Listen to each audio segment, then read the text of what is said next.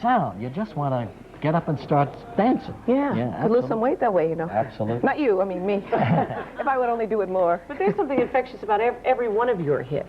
I mean, were you real instrumental in choosing the songs ahead of time? Were you sort of at the mercy of your record company at the time? I co-wrote or wrote most of the songs that I had hits with. No kidding. So you had a vested interest. Yeah, definitely. Yeah. Yeah. That's a tremendous advantage, isn't it, to be able to be in on the writing and groove Yeah, I it to think your it own? is. I think it because it fits you. You know. Exactly. So that's good. Hard part is when some producer comes along and brings a song, I guess, and says this is a hit, but you don't relate to it at all. Right. That's exactly right. Yeah. And then you go, well, I don't really. But sometimes you have a hit and it's a song you wouldn't do, and then, like on the radio was a song I kept trying to give it away, and it kept coming back, and I kept giving it away. You didn't like it at first? Well, I had to write it, and I kept giving it to another group to sing, and they kept saying, no, the song's for you. And I kept saying, no, the song's... And Bad Girls was the same way. I mean, I kept trying to sing it myself, and they kept giving it to other people. And so finally I said, I'm singing this song, and then we finally... Was that the one that... Big hit. Which of all of your hits surprised you that it made it? Bad Girls? Bad Girls is the biggest song I think I had. And it was the biggest surprise to you? Yeah, well, I thought it... Well, no, not in terms of that. Well, no, I don't think I was always... kind of knew which song was going to make it.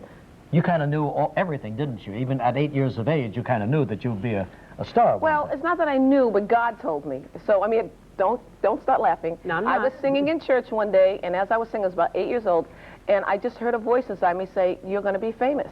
And it was really the first time that I had heard my voice really come out of me and bounce off the walls, and everybody in the church was crying. And then the voice said, you are never to misuse this power.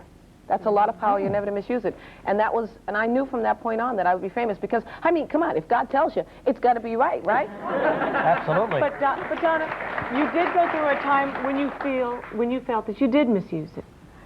Well, not that I misused the power so much, but I misused myself more than anything. But, you know, I came back to my faith in God and got back on track. God hasn't mentioned anything about me. Well, actually, there's a couple of big guys out there with wings. He's a little busy with Bosnia right now. I remember, Donna, you moved around the corner from me in Los Angeles. Didn't you buy Mr. Blackwell's house? I sure at did. One point? I sure did. Mr. Blackwell is the guy that does the worst dress list. Yeah.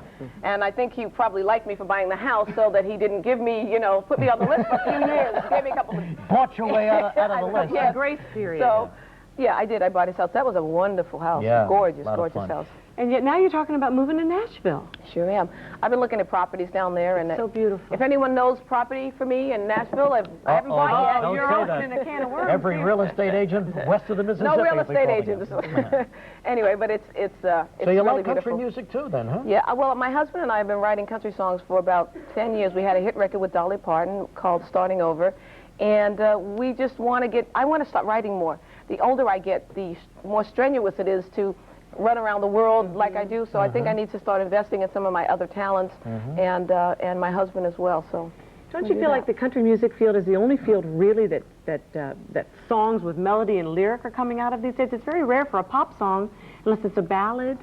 Yeah, well, I think that, first of all, the basis of country music is really storytelling. Yeah. So I think that because of that, they have more storyline to the songs in general. So I would say that that's true to some extent, but it's not the only place. I think there are a lot of great songs out there and all kinds of music. I mean, I like every kind of music, rap music, you name it, I like it. You do? Yeah, I really do, yeah. Do you like yodeling too? We hear you're a yodeler. No. Yes, well, Kathy Well, mentioned don't it. do this. Oh, no. Come on. Oh, no. It's early. Okay, now don't laugh because my throat is, I don't know. I'll see if I can do a little bit. Yo, yo, yo, yo, lodi, I'm the lodi. Yo, yo, yo, yo, lodi, I'm the lady. That is not easy. That is not easy. Pretty good. I've been done it for a long time, though. Yeah. They're going to love you in Nashville.